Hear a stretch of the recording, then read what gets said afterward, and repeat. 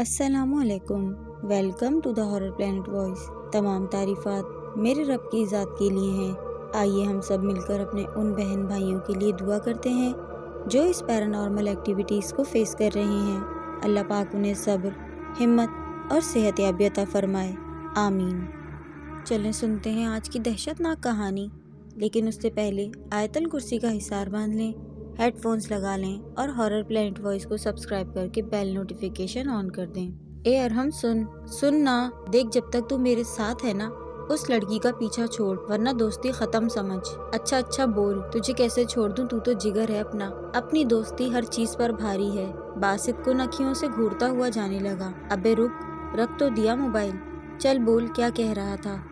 باسط خاموشی سے کھڑا رہا۔ نہیں بولے گا؟ آج کی سگریٹ چل میری طرف سے، اب بول۔ باسط بتیسی نکال کر پراسرار ہنسی ہنسنے لگا۔ یار تو ایسا نہ کیا کر، کبھی کبھی تو مجھے تیرے انسان ہونے پہ شک ہوتا ہے۔ ان دونوں کی عمر تقریباً 16-17 سال کی ہوگی اور اس عمر کی دوستی بہت پکی ہوتی ہے، ہر چیز سے بے نیاز، صرف یار دوست ہی سب سے اچھے لگتے ہیں۔ سارا دن ان کے ساتھ آوارہ گردی کرنا، ہوٹل پر بیٹھنا، ہنسی مذاق، ساری ذمہ داری سے دور کل کائنات صرف اور صرف دوست ہوتے ہیں۔ ارحم اور باسط کی بھی دوستی کچھ اسی ہی طرح کی تھی۔ اسکول کے بعد دونوں سارا دن ایک دوسرے کے ساتھ ہی رہتے تھے، جہاں اب ہم کہتے ہیں کرائم پارٹنرز۔ دونوں کے شوق بھی نرالے تھے، لیکن باسط کا شوق تھا صرف ایک بار جنات کو اپنی آنکھوں سے دیکھنا۔ اسے ان سب چیزوں کا جنون کی حد تک شوق تھا۔ عمر ہی ایسی تھی کچھ کر گزرنے کی۔ ارحم تجھے یاد ہے نا، پچھلے مہینے ہم پاس کے گورنمنٹ اسکول میں کودے تھے، رات 3 بجے، جو کافی عرصے سے بند تھا۔ ارحم نے زوردار قہقہہ لگا کر کہا، ہا ہا ہا ہا ہا۔ ہاں یاد آیا، سب فضول کی باتیں پھیلائی ہوئی ہیں، کوئی جن چڑیل نہیں ہے وہاں۔ ہاں یار، وہاں بلونگڑا چرسی تھا جسے دیکھ کر ہم ڈرے تھے، سالہ نشے میں لہرا رہا تھا، ہم سمجھے بھوت ہے۔ اس بات پر دونوں تالی مار کر کافی دیر تک ہنستے رہے۔ اچھا سن، ہمارے اسکول کے راستے میں ایک گھر ہے، کافی ٹائم سے بند بھی ہے، آج وہاں چلتے ہیں، جن نہیں بھی دکھا تو بلا لیں گے۔ کیا مطلب؟ ارحم نے بھویں اچکا کر کہا۔ ارے یار، میں نے ساری معلومات لے لی ہے، وہ گھر آسیب زدہ ہے، وہاں تو ضرور کچھ نہ کچھ دکھ ہی جائے گا۔ تجھے پتا ہے وہاں ایک لڑکی نے رات کو اپنے گھر والوں کو بے دردی سے موت کے گھاٹ اتار دیا تھا۔ اس لڑکی پر 4 گندے جنات تھے، اور دیکھ باسط، جب تجھے اتنا پتا ہے تو نہیں جائیں گے کہیں بھی، واقعی اگر کچھ ہو گیا تو لینے کے دینے پڑ جائیں گے۔ اور سے تیرا کیا مطلب ہے؟ ارحم میری جان، اب بچپنا چھوڑ بھی دے، جب ہمیں موقع مل رہا ہے دیکھنے کا تو کیوں چھوڑ رہا ہے ڈرپوک؟ اور دیکھ میرے پاس کیا ہے۔ باسط نے جیب سے ایک مڑا توڑا کاغذ نکالا، دیکھنے میں تو کسی کتاب کا لگ رہا تھا۔ یہ کیا ہے باسط؟ ارحم تو ناراض تو نہیں ہوگا نا؟ پہلے بتا، پھر ہی بتاؤں گا۔ اچھا ٹھیک ہے، نہیں ہوں گا، بتا۔ میں اپنی والی کے لیے ڈائجسٹ لینے گیا تھا، وہاں مجھے علمیات کی ایک کتاب نظر آئی، میں کھول کر دیکھنے لگا تو سامنے یہ والا پنہ کھلا جس پر لکھا تھا، جہاں آسیب ہو وہاں یہ منتر کے بول پڑھنے سے وہ چیز سامنے آ جاتی ہے۔ دکاندار کی نظر بچتے ہی میں نے پھاڑ کر جیب میں رکھ لیا۔ تو پاگل واگل تو نہیں ہے باسط؟ چل پھینک اسے، ہم کہیں نہیں جا رہے۔ ارحم دیکھ، اگر تو نہیں جائے گا تو میں اکیلے ہی چلا جاؤں گا، لعنت ہے ایسی دوستی پر جو وقت پر ساتھ ہی نہ دے۔ اور پڑوس والی سمن اپنے والے کے ساتھ رات کو وہیں اکیلے میں ملتی ہے، رنگے ہاتھوں پکڑوں گا دونوں کو آج تو، دفع ہو جا تو جا۔ آخری والی بات باسط نے جان بوجھ کر بولی تھی، ارحم کو اکسانے کے لیے، تاکہ وہ راضی ہو جائے، اور باسط کا پھینکا ہوا تیر واقعی نشانے پر لگا۔ واقعی وہ دونوں وہاں اکیلے ملتے ہیں؟ ہاں، تجھے کیا لیکن؟ اچھا یار، ناراض مت ہو، میں چلتا ہوں۔ باسط چہرے پر مکرو مسکراہٹ لیے آگے بڑھ گیا۔ 15 منٹ کے بعد دونوں اس ویران گھر کے سامنے تھے۔ گھپ اندھیرا، ہر طرف ہو کا عالم، اوپر سے یہ آسیب زدہ مکان۔ ارحم کو تو ہول اٹھ رہا تھا، خوف سے روٹا روٹا کھڑا ہو گیا تھا۔ دہشت سے کپکپاتے ارحم نے دل ہی دل میں اندر جانے کا ارادہ بدل دیا۔ باسط کے چہرے پر بھی خوف تھا، لیکن اتنا نہیں۔ دونوں کھڑے ہو کر اس گھر کو گھور رہے تھے کہ پیچھے سے اچانک کتے نے بھونکا۔ ان دونوں کا دل اچھل کر حلق میں آ گیا۔ ارحم تو خوف سے وہیں جہاں کھڑا تھا وہیں کا وہیں گر گیا۔ دل پر ہاتھ رکھ کے باسط کتے کو پتھر مارتا گندی گندی گالیاں دینے لگا۔ اس کتے کی وجہ سے ابھی مجھے ہارٹ اٹیک آ جاتا۔ خبیث ایسے موقع پر آ کے بھونکا، کتا سالا، تو کتے کو ہی کتا بول رہا ہے؟ آفرین ہے تجھ پر۔ باسط اس کا موڈ ٹھیک کرنے کے لیے بونگیاں مارنے لگا۔ ہاں تو تیری طرح گالیاں دوں جس سے اس پر کوئی اثر نہیں ہونے والا؟ ارحم تل ملا کر بولتا ہوا اٹھ کھڑا ہوا۔ اچھا آجا، چل چھوڑ، اندر چلتے ہیں۔ ارحم نہ چاہتے ہوئے بھی باسط کے ساتھ دیوار پھیلا کر اندر داخل ہو گیا۔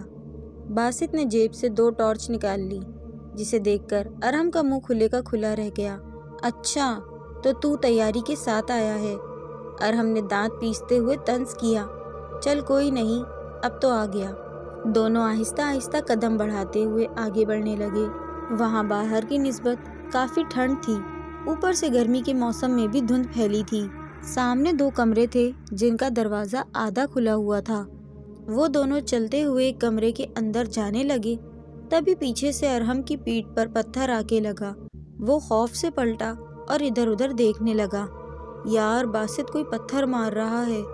اف، ارحم دیواریں دیکھ ہاتھ لگانے سے جھڑ رہی ہیں۔ ابھی تک تو مجھے کچھ نہیں ہوا، تو ڈر مت، میں ہوں نا۔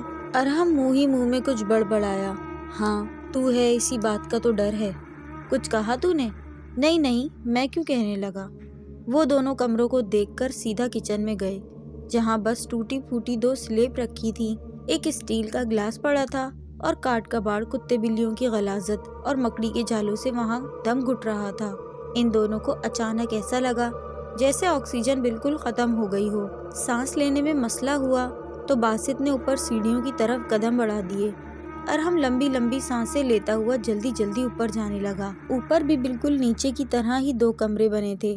ارحم ابھی اوپر چڑھ ہی رہا تھا، اسے ٹارچ کی روشنی میں کمرے کے اندر کوئی کھڑا نظر آیا۔ وہ ایک دم چونک کر پیچھے ہٹا اور باسط سے ٹکرا گیا۔ کیا کر رہا ہے؟ بھوت سے پہلے ہی تو مجھے گرا کر مار دے گا کیا؟ سکون سے چل بھی نہیں سکتا۔ چپ، وہاں کمرے کے اندر کوئی کھڑا ہے۔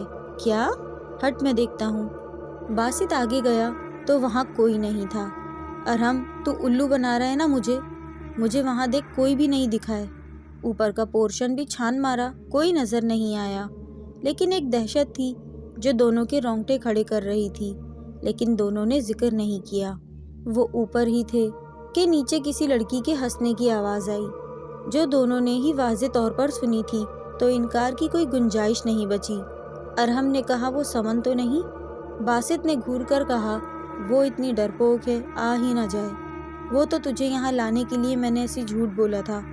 باسط کی بات سن کر ارحم کے پسینے چھوٹ گئے۔ ابھی وہ کچھ کہتا کہ ایک دم سے کسی نے اسے پیچھے سے دھکا دیا۔ وہ دھکا کیا تھا؟ ایسا لگا جیسے کسی نے کمر پر اینٹ دے ماری ہو۔ ارحم لڑکتا ہوا باسط کے ساتھ ہی نیچے گرا۔ وہ دونوں سنبھل بھی نہ پائے ہوں گے کہ ان پر پتھروں کی بارش شروع ہو گئی۔ ارحم اور باسط خوفزدہ ہو کر اٹھنے لگے تو سیڑھیوں سے اترتی ہوئی ایک بھیانک مخلوق پر نظر پڑی، جو ہاتھوں کے بل نیچے آ رہی تھی۔ دونوں کا جسم بھاری ہو گیا، خوف طاری تھا، پیر ایک ہی جگہ پر منجمد ہو کر رہ گئے۔ وہ احساس تھا جب کسی نادیدہ قوت نے باسط کو اٹھا کر دیوار پر دے مارا۔ اس کی کربناک چیخ سے ارحم لرز اٹھا۔ وہ چیز بالکل ارحم کے سامنے آ کر رک گئی۔ وہ بھاگ جانا چاہتا تھا، لیکن اس کے پیر انکاری تھے۔ وہ مخلوق اتنی بھیانک آواز میں چیخی کہ ارحم جی جان سے کانپ اٹھا۔ اس کے کان اور ناک سے خون بہنے لگا۔ وہ اچھل کر اس کے سینے پر آ بیٹھی۔ اس کا وزن اتنا تھا کہ وہ ارحم کو لگا کہ پہاڑ کے نیچے دب گیا ہو۔ سانس رکنے کو تھی، چہرہ سرخ، آنکھیں باہر کو ابل پڑیں۔ اس بھیانک مخلوق نے اتنی زور سے ارحم کے منہ پر پنجہ مارا کہ اس کی کھال گال سے ہٹ گئی۔ وہ دہشت زدہ ہولناک منظر، ارحم کی تکلیف، وہ مرنے کے قریب تھا۔ جب آذان کی آواز آئی اور وہ مخلوق چنگھاڑتی ہوئی واپس اوپر بھاگ گئی۔ اس نے جاتے ہوئے ایک نظر ارحم کو پلٹ کر دیکھا، جیسے اس کا شکار بچ جانے کا افسوس ہو، لیکن وہ رکی نہیں۔ ارحم گھسڑتا ہوا باسط کے پاس پہنچا۔ اس پر اتنا خوف طاری تھا کہ وہ اپنے زخم کی پرواہ کیے بغیر باسط کو کھینچتا ہوا دیوار تک لایا۔ اندر سے اب بھی کوئی بھیانک ہنسی ہنس رہا تھا۔ باسط کو دیوار پر الٹا لٹکا کر ارحم دیوار پھلانگ گیا۔ وہ باسط کو کھینچنا ہی چاہتا تھا کہ اندر سے وہ مخلوق پھر نمودار ہوئی، لیکن ارحم نے باسط کو کھینچ لیا۔ وہ اس کو کھینچتا ہوا روڈ پر لایا وہاں سے نمازی گزرتے تھے۔ اسی آسرے پر وہ وہیں ڈہ گیا۔ جب اس کی آنکھ کھلی تو وہ اپنے گھر میں موجود تھا۔ ان دونوں کا سالوں علاج چلا، تب جا کے دونوں ٹھیک ہوئے، اور اب انہوں نے توبہ کر لی ہے کہ نہ ہی ہم کسی کو تنگ کریں گے اور نہ ہی ایسی چیزوں میں دلچسپی دکھائیں گے۔